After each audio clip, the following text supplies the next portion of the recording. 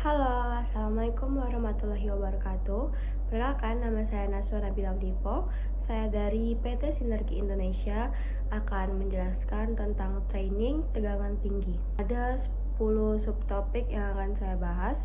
Yang pertama ada sistem isolasi, kekuatan dieelektrik, konduktansi, rugi-rugi dieelektrik, peluhan parsial, resistansi isolasi, rangkaian pembangkit AC, konstruksi, dan juga isolasi trafo uji, dan trafo kaskade, trafo Tesla, dan trafo resonansi. Baik, itu apa aja sih? Yang pertama itu ada melindungi manusia dari sengatan listrik. Yang kedua ada mencegah hubungan pendek atau short circuit. Yang ketiga menjaga performa alat listrik tetap stabil. Terus dan juga ada menghindari kerusakan akibat kelembapan debu atau suhu ekstrim.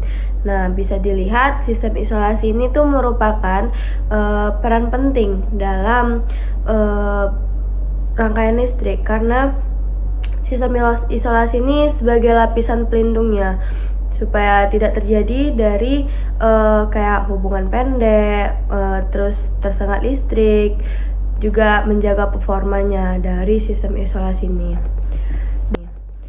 Dan bahan-bahan sistem isolasi ini apa aja sih jenis-jenisnya? Yang pertama itu ada jenis isolator gas. Contohnya itu ada gas SF6 seperti di PPT ini bisa kita lihat gambarnya. Terus untuk isolator cair itu ada minyak trafo. Biasanya itu kita gunakan minyak trafo untuk isolator cair. Dan juga ada isolator padat, itu tuh berbahan porselen dan juga berbahan resin. Bisa kita lihat gambarnya dari PowerPoint yang ditampilkan.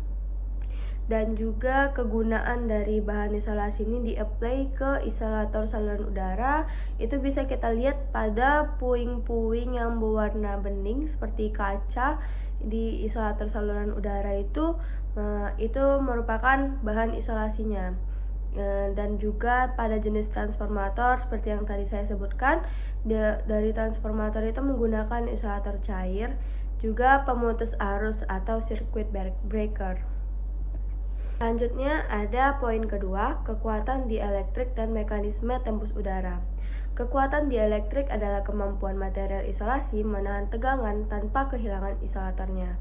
Memahami batas ini dan bagaimana ia bisa tembus adalah kunci untuk mencegah kegagalan. Nah, kekuatan dielektrik dan mekanisme tembus udara ini menggunakan dua teori. Yang pertama, teori Townsend, longsoran elektron terjadi secara bertahap dan berulang, membangun sebuah kanal konduktif hingga terjadi tembus. Yang kedua, teori streamer. Jika medan sangat kuat, terbentuk kanal plasma atau streamer yang merambat sangat cepat dan langsung memicu busur api atau arch.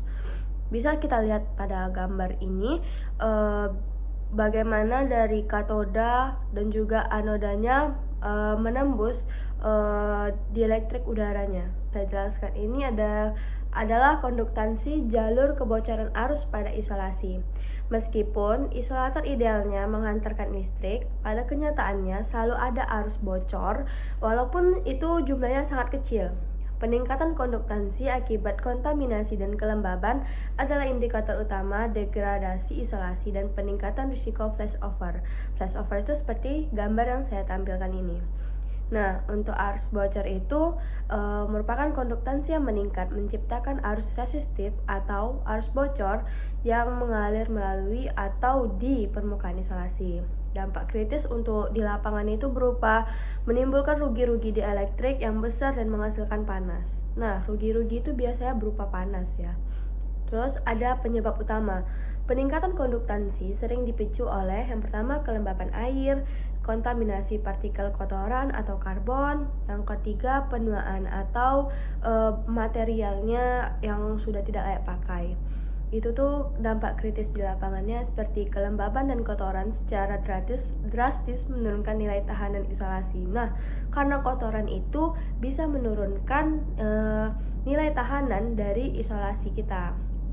Konsekuensi yang pertama ada panas yang dihasilkan akibat arus bocor mencepat degradasi isolasi, menurunkan kekuatan dieelektrik dan berpotensi menyebabkan kegagalan termal.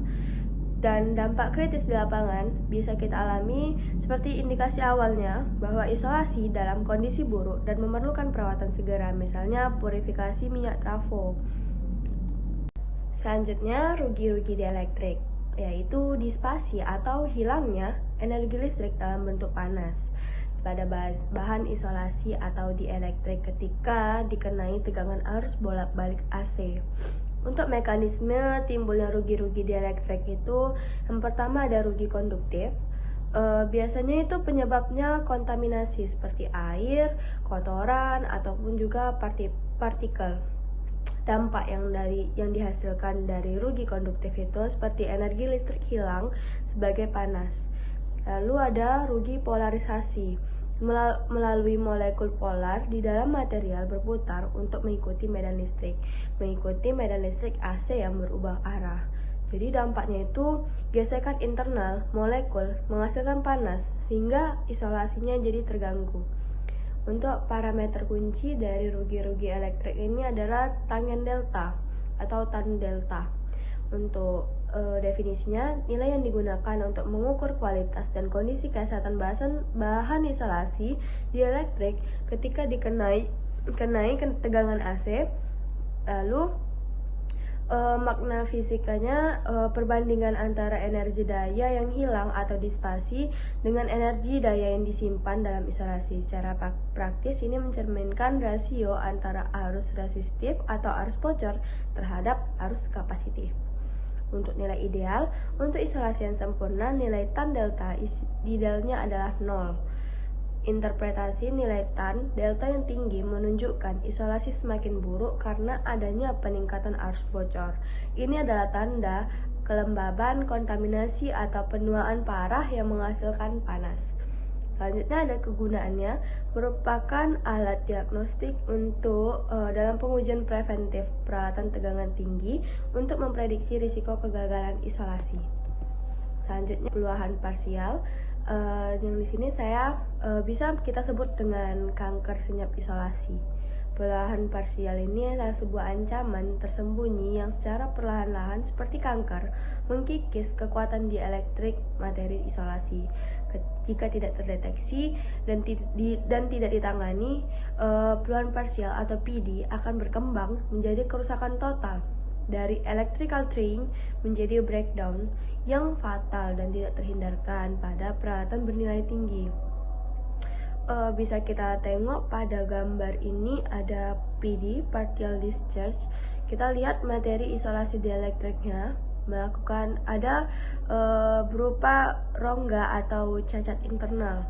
Nah, mekanisme kerusakannya itu energi yang dihasilkan PD sangat lokal tetapi merusak. PD menghasilkan panas, gas korosif, tekanan mekanis, dan juga partikel konduktif.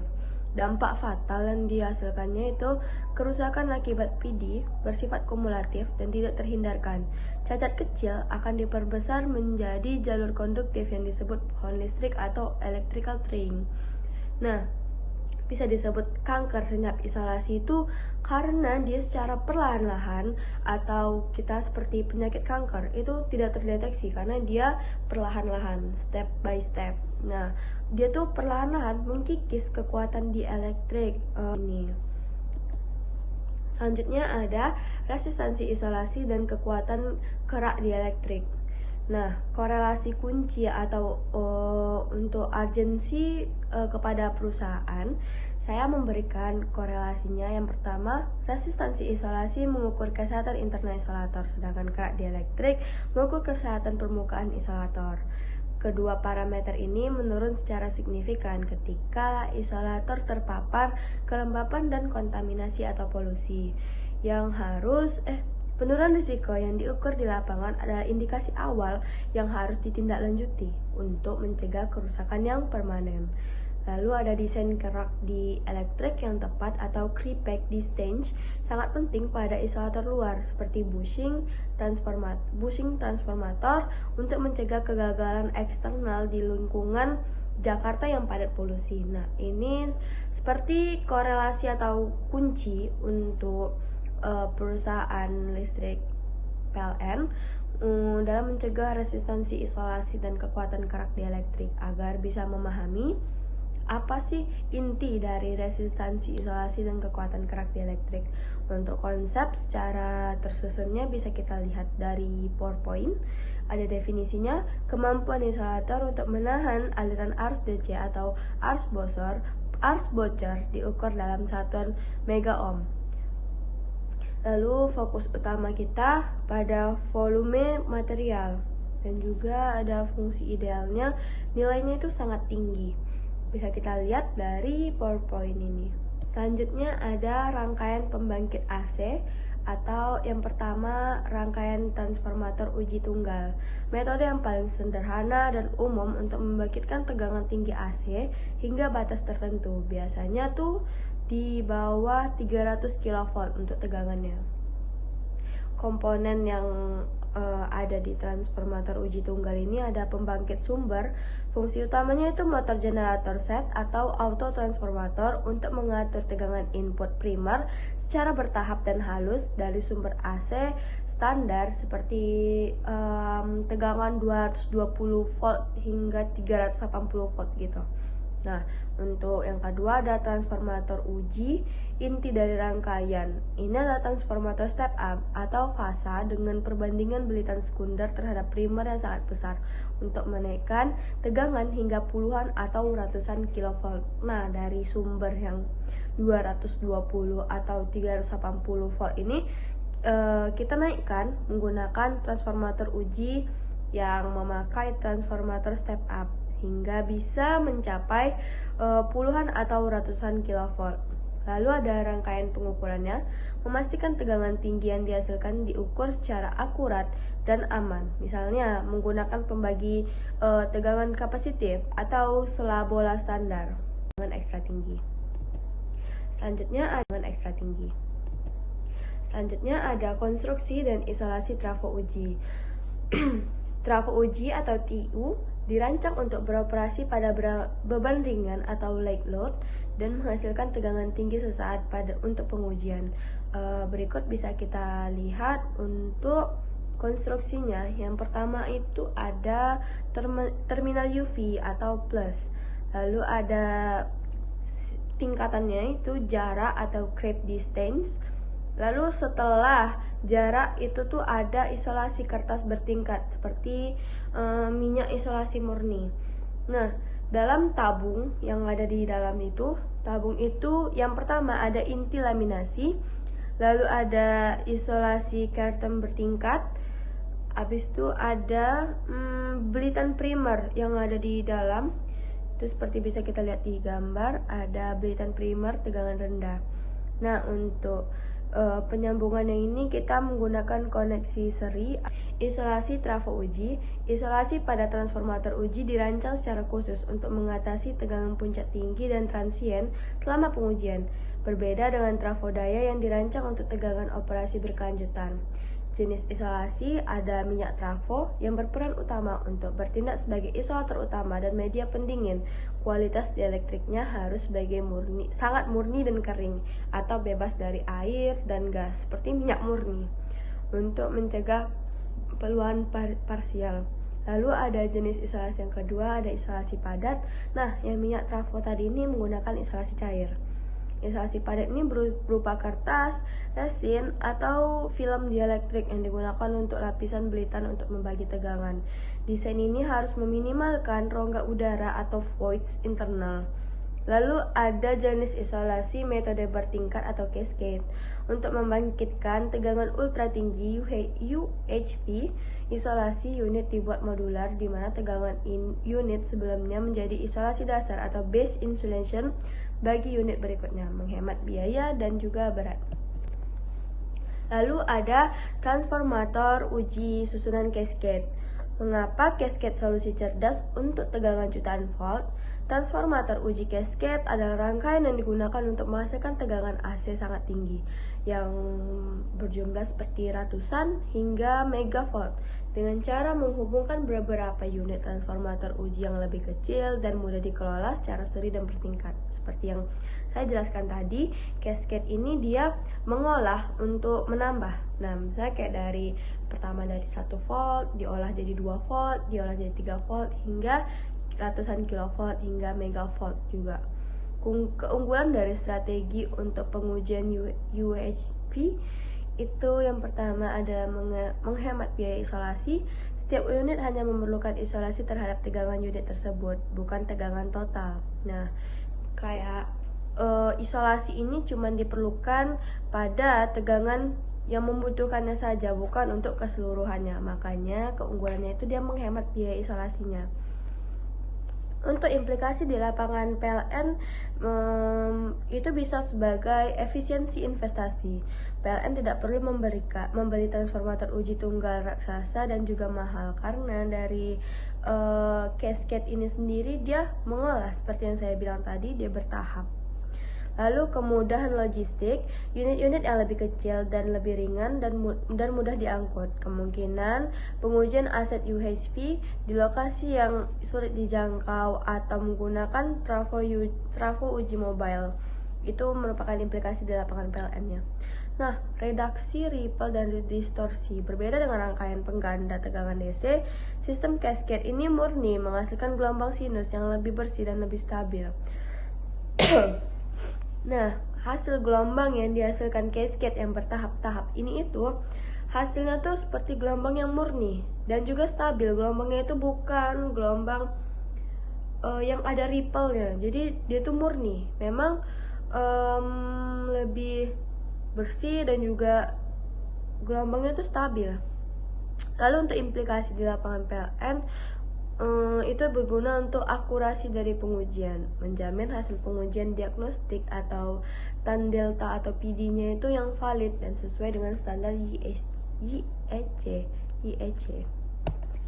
Selanjutnya ada trafo Tesla dan trafo resonansi. Perbandingan dari trafo Tesla dan trafo resonansi terdapat pada gambar. Bisa kita lihat dari gambar untuk tahapan trafo resonansi itu sambung menyambung. Nah, untuk trafo Tesla sendiri ini menggunakan satu unit trafo, lalu kita sambungkan melalui kapasitor. Untuk prinsip dasarnya trafo Tesla atau Tesla coil menggunakan prinsip resonansi udara. Nah, saya bilang tadi dia menggunakan belitan seperti rongga-rongga udara itu dan osilasi frekuensi tinggi untuk menghasilkan tegangan tinggi. Dan juga untuk trafo resonansi dia menggunakan prinsip resonansi seri. Nah, saya bilang tadi dia berkaitan secara seri, dirangkai secara seri, ataupun juga bisa kita rangkai secara paralel pada frekuensi sumber atau frekuensi yang dapat diatur oleh variabel. Untuk bentuk tegangan dari trafo Tesla itu tegangan tinggi AC dengan frekuensi sangat tinggi atau kilohertz hingga megahertz dan amplitude impulsifnya transien. Sedangkan trafo resonansi tegangan tinggi AC dan frekuensi jaringan 50 atau 60 Hz atau frekuensi variabel yang ditentukan oleh rangkaian LC. Nah, bisa kita lihat untuk trafo Tesla sendiri itu tegangan tingginya frekuensinya itu sangat-sangat tinggi karena dari kilohertz hingga megahertz.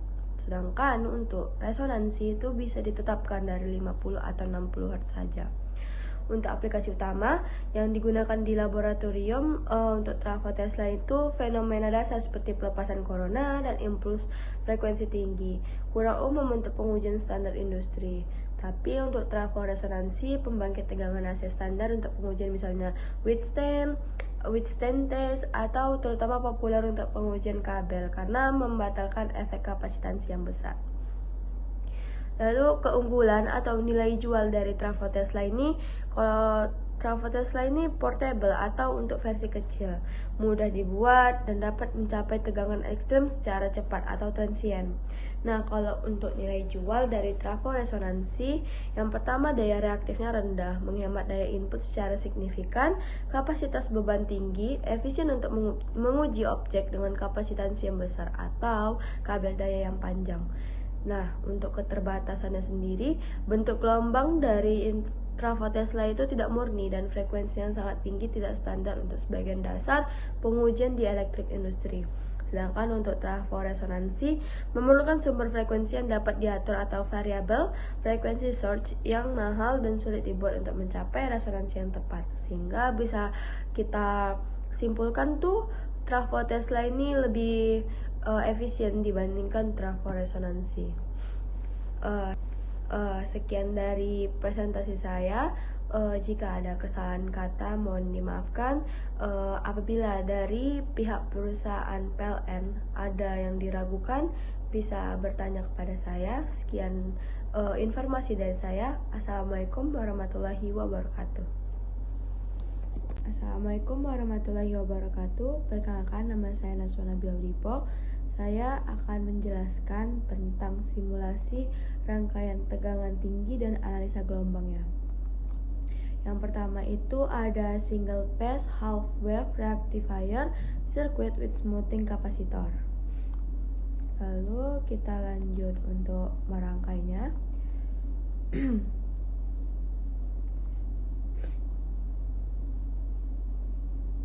Untuk yang pertama, kita ke bagian source, lalu kita ambil ke AC tipe TP14, putar arah groundnya, lalu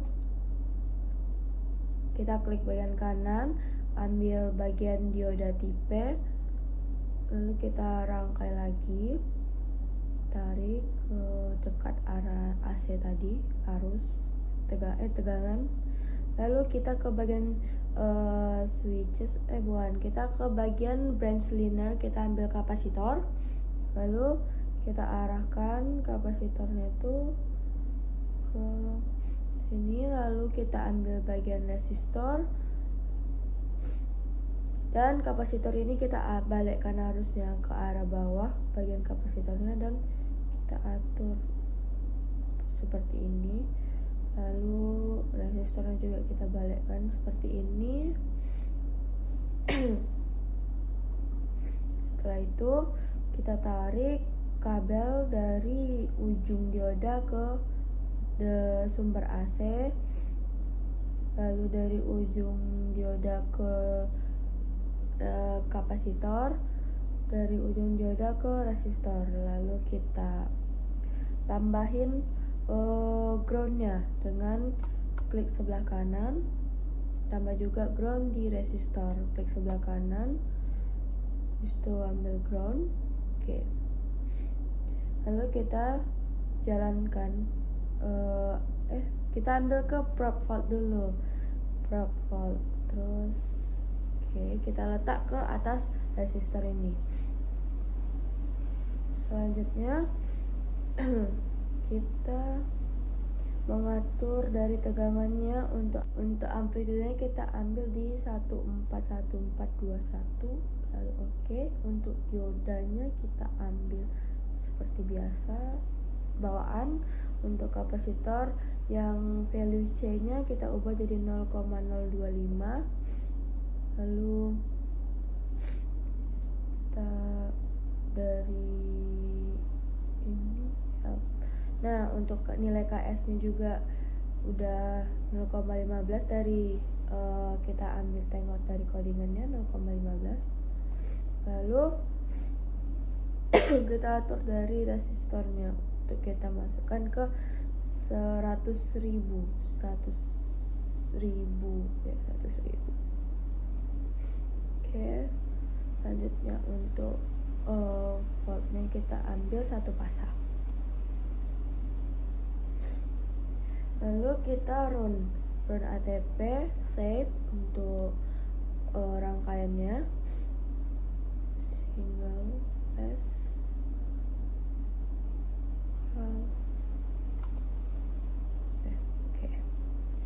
Terus kita ambil plot XY, lalu kita jalankan, kita pencet yang volt X0007 dan muncul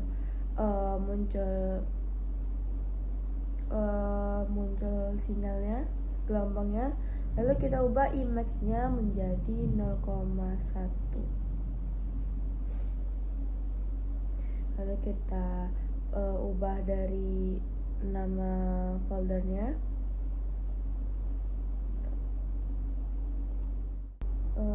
kita pencet OK.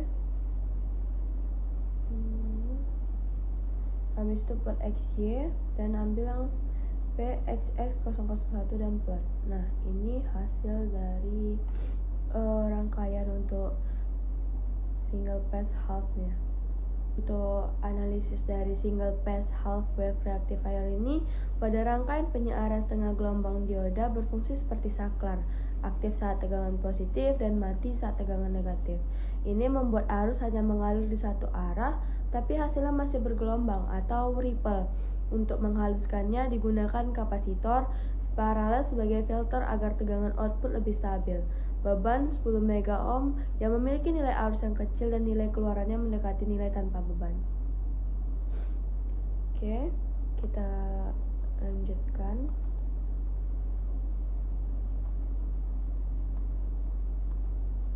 Rangkaian selanjutnya, klik kanan, kita ambil di bagian probe branch fault, lalu kita arahkan ke sini.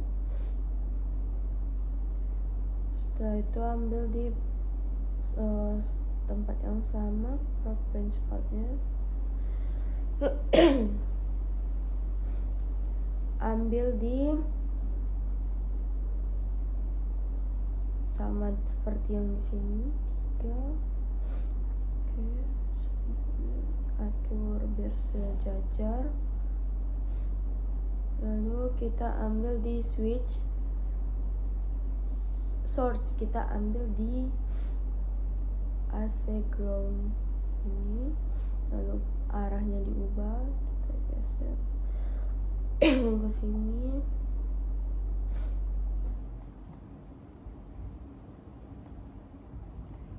Kita copy, terus tempel di sini lagi. Oke. Nah, itu kita ambil resistor, arahnya kita ubah, kita geser arahnya tuh dekat dengan AC ground tadi. Nah,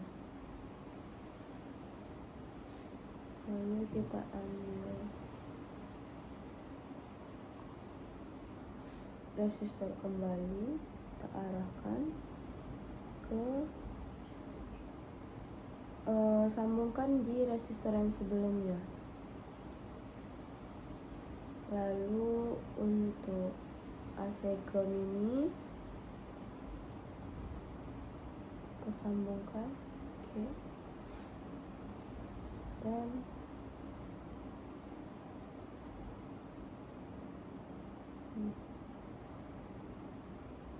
ya, lakukan seperti video ini biar mudah untuk menyambungkan kabelnya.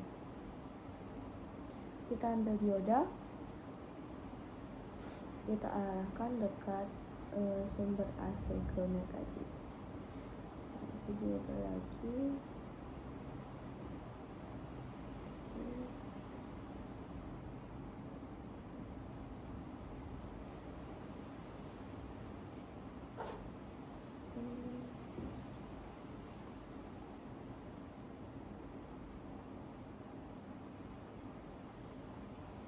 Kita ambil resistor, lalu ubah arahnya lagi, kita arahkan ke tengah-tengah di antara dioda.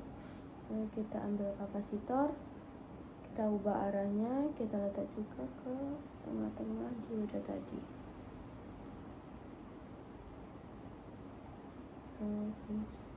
Kalau ini kita ubah arahnya.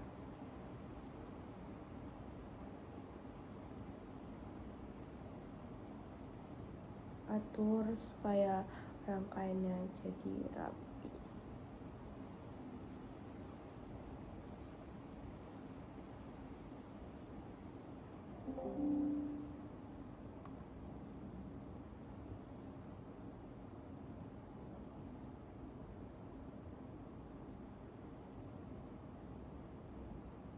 Oke, ini kita sambungkan kabelnya ke sini.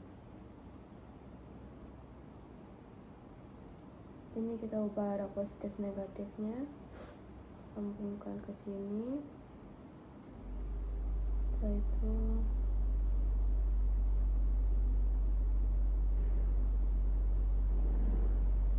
ini bawah juga kita sambungkan.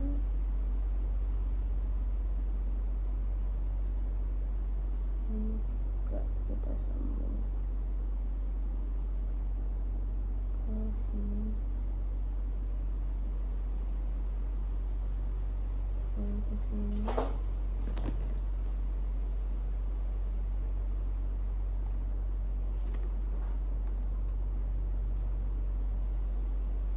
Dari kabel yang di sini kita sambungkan ke sini.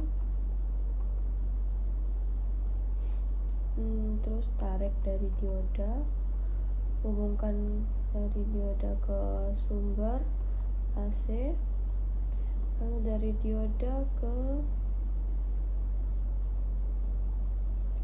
dioda lagi,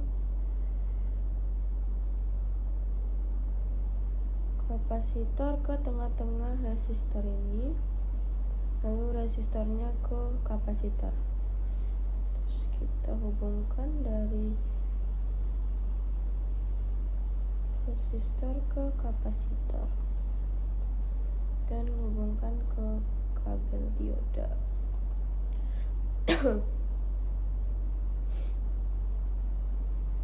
Nah, kita ambil di probe 3 phase, kita ambil di probe voltnya, arahkan letak di dekat resistor. Kita ambil ground untuk di bawah resistor. Terus kita open probe-nya, ubah ke satu fasa semuanya. Nah, yang untuk volt ini kita rubah amplitudenya jadi 14121. Oke, sama juga ini diubah 1421. Oke,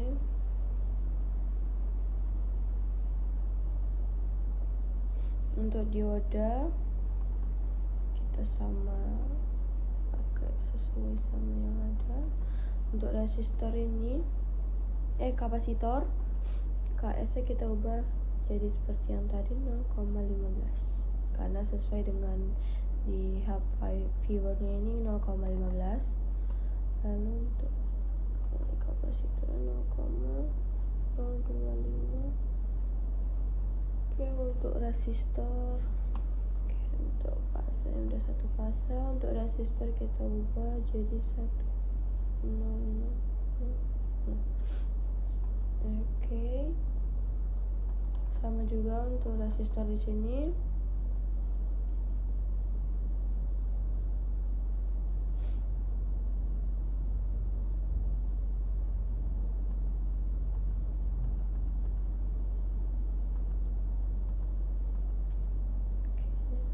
Kita pencet ATP, lalu di run ATP muncul seperti ini.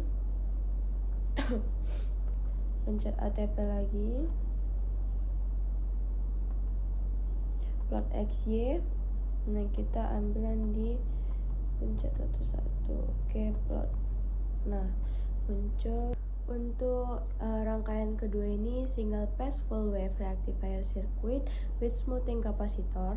Untuk analisisnya itu, rangkaian penyeara gelombang penuh satu fasa dengan kapasitor perata ini berfungsi untuk mengubah tegangan AC menjadi tegangan DC yang lebih stabil. 4 dioda disusun dalam konfigurasi jembatan untuk memastikan arus hanya mengalir dalam satu arah selama setiap siklus AC. Kapasitor yang dipasang berperan sebagai filter atau menyimpan dan melepaskan energi untuk meratakan tegangan output.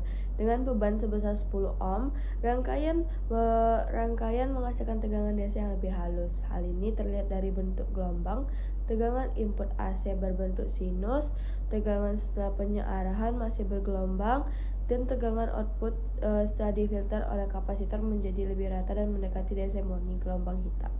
Oke, selanjutnya kita ke rangkaian ketiga.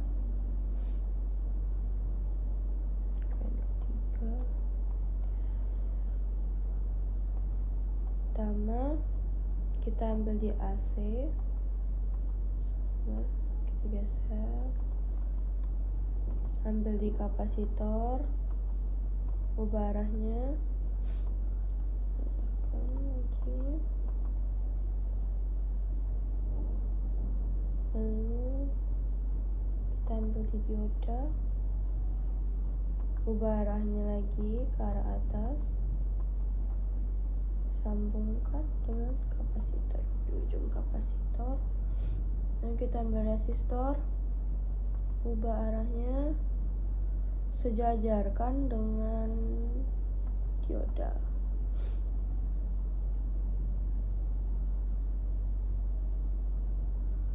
Untuk ini, nah kita tarik kabelnya ke kapasitor, tarik kabel ke resistor.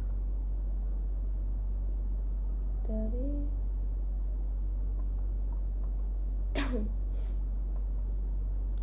kita ambil ground di resistor,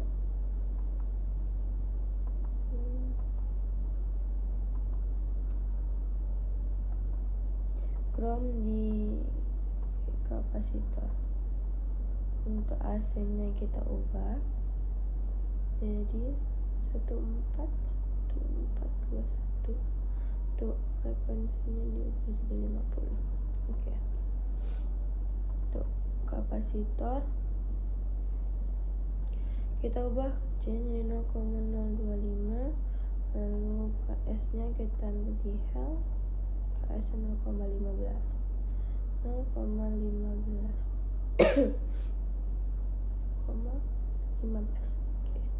Oke.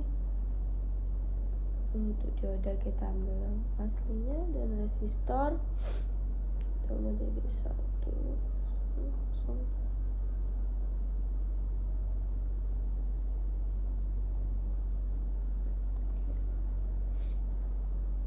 Habis itu kita ambil prob 3 pasang.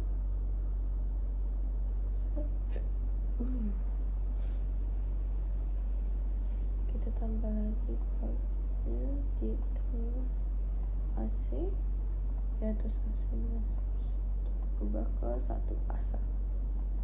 Oke. Run ATP. Setelah itu plot XY kita ambil di 002 sama 001 plot. Nah, muncul rangkaiannya seperti ini. Kita zoom.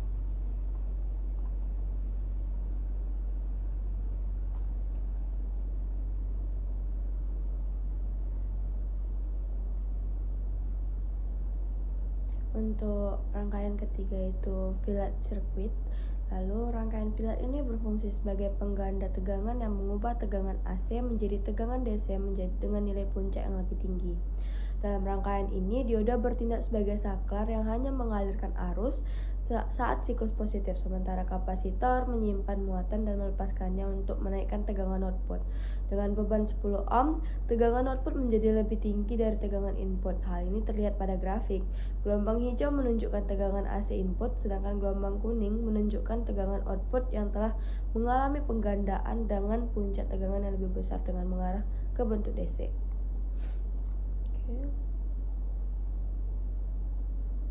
Kita lanjut ke rangkaian keempat.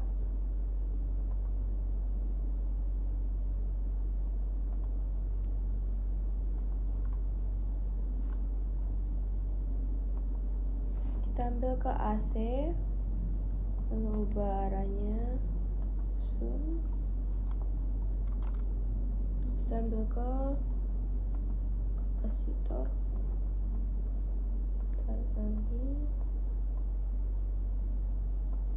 ambil dioda, ubah arahnya, tarik, terus ambil dioda lagi, terus kita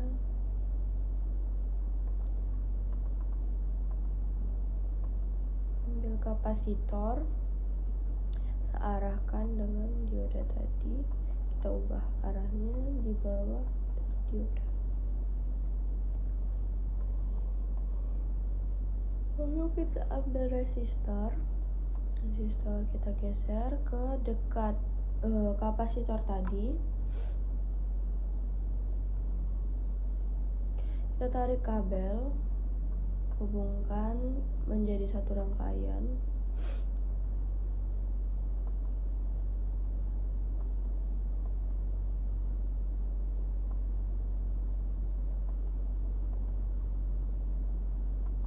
Ambil ground untuk resistor, ambil ground,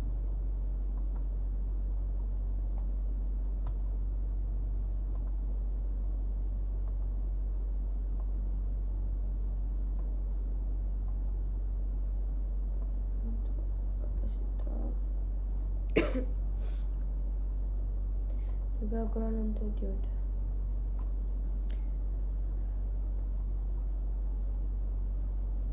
Kita ambil probe satu pasanya lagi, kita letak di atas resistor, lalu kita letak ke arah di atas dioda. Kita ambil lagi, kita di atas sumber AC. Nah, sumber AC nya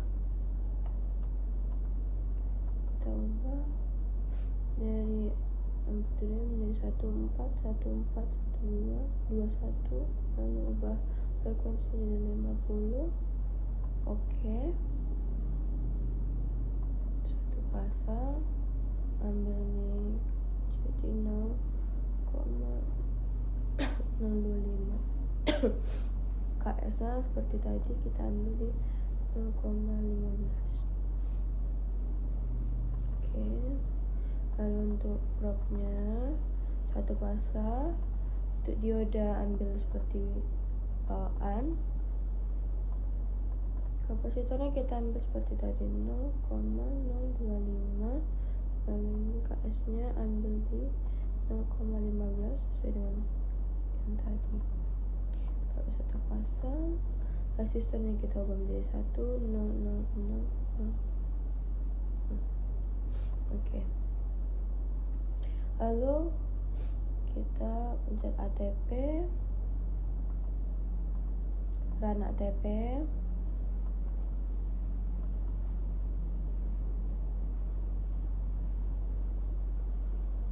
terus ATP plot XY, plot, lalu diplotkan, muncul gambar gelombangnya seperti ini untuk rangkaian keempat kita. Untuk rangkaian keempat ini Greenizer Circuit. Rangkaian Greenizer ini berfungsi sebagai pengganda tegangan dan mengubah tegangan AC menjadi DC dengan nilai puncak yang lebih tinggi. Dengan menggunakan 2 dioda dan 2 kapasitor, rangkaian ini menyimpan dan menggabungkan muatan dari setiap siklus AC untuk menghasilkan tegangan output yang lebih besar. Saat arus mengalir, dioda mengarahkan muatan ke kapasitor secara bergantian, sehingga tegangan output meningkat secara bertahap. Pada grafik, gelombang kuning menunjukkan tegangan AC input yang berbentuk sinus, sementara gelombang hijau menunjukkan tegangan output yang naik bertahap, mencerminkan proses penggandaan tegangan dengan beban 10 megaohm. Rangkaian mampu mempertahankan tegangan tinggi secara lebih stabil. Oke, kita lanjut untuk rangkaian kelima.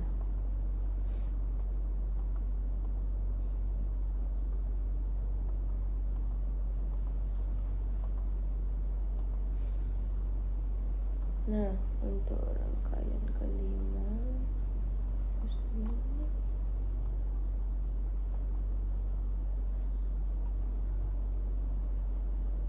kita ambil sumber AC lagi, ubah arahnya,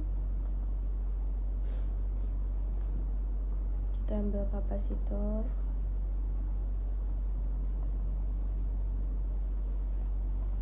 kita ambil dioda,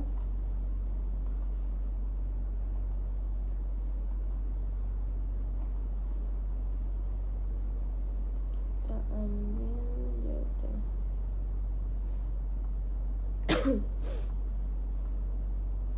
Atur posisinya sesuai dari rangkaian.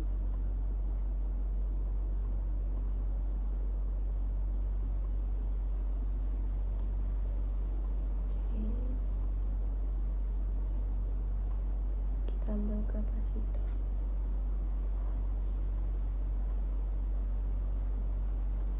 Seperti ini.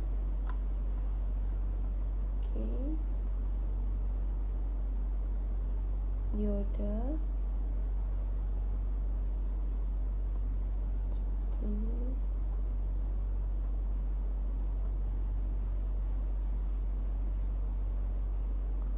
Kapasitor kembali seperti ini.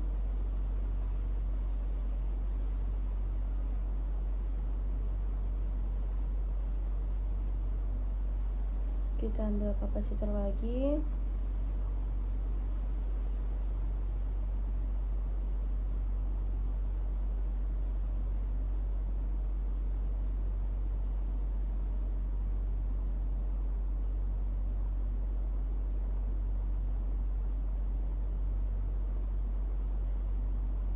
Kita sambungkan kabelnya.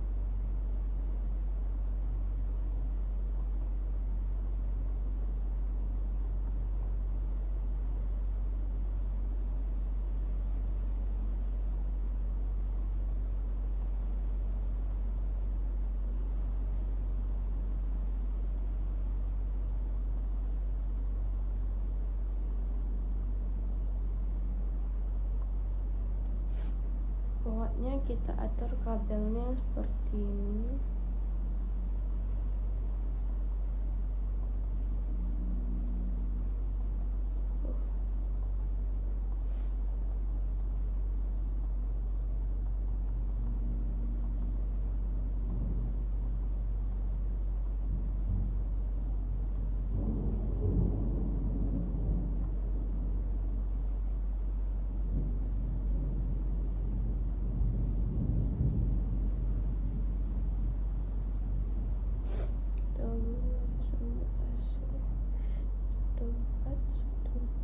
Satu, oke, 50, ya. Ubah nilai kapasitornya seperti tadi. Dan untuk nilai KS nya 0,15. Oke, lakukan perhitungan yang sama untuk kesemuanya. Ini kita gabungkan dulu kabel di sini belum terhubung. Kita tambahin ground untuk dioda dan juga resistor ya. Tambahin ground. Nah, lalu kita tarik dioda. Kita pakai perhitungan yang sama. Untuk kapasitornya masih sama 0,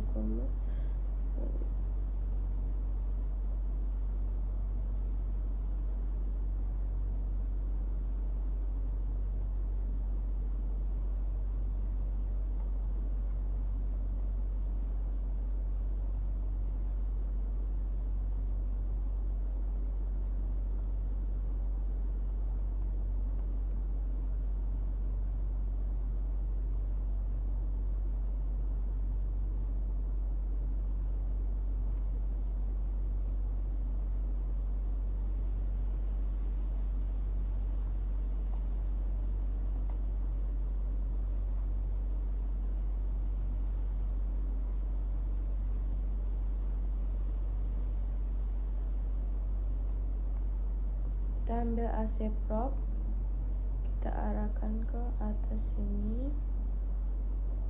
AC probe lagi ke atas sini.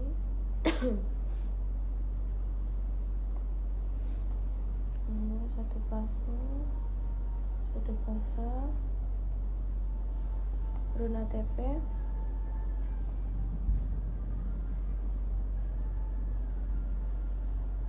Dari itu habis plot XY.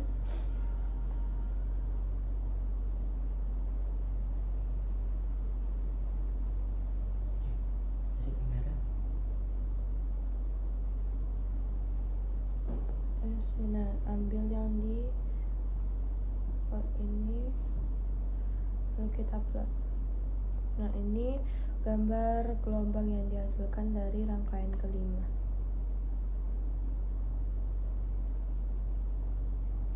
Rangkaian kelima ini kita menggunakan rangkaian cascade circuit.